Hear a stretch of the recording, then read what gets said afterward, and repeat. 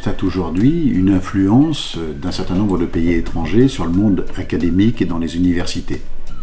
C'est vrai en Australie, qui a constaté que la Chine prenait une place extrêmement importante. Beaucoup d'étudiants chinois se livrent à des actions d'influence et des actions d'ingérence dans le monde universitaire. Même chose en Grande-Bretagne, même chose dans un certain nombre de pays européens. Donc le Sénat a voulu se pencher sur ce sujet et examiner ce qu'il en était sur le territoire national français. Ce qu'on a pu constater, c'est qu'aujourd'hui, il y a des dispositifs extrêmement puissants qui sont mis en œuvre par des pays qui ne partagent pas nos valeurs démocratiques. Je veux parler de la Russie, je veux parler de la Turquie ou je veux parler de la Chine, qui se livrent à ces ingérences et ces influences.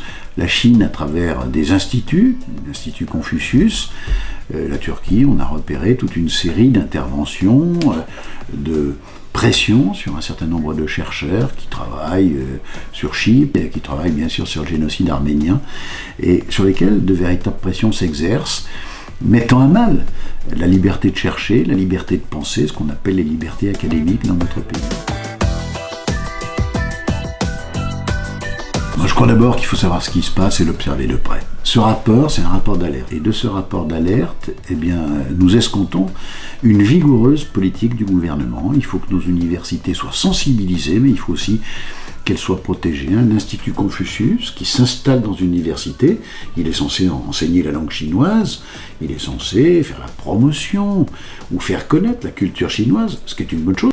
Mais d'ici à se livrer à des ingérences ou à vouloir influencer nos politiques universitaires, parfois à vouloir capter un certain nombre de données, de recherches scientifiques, il y a tout un monde.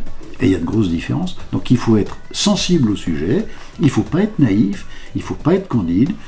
Quand de ces libertés essentielles que pratique la France ressortent des influences, des exagérations ou des ingérences très dures dans notre milieu universitaire, il faut y mettre un terme.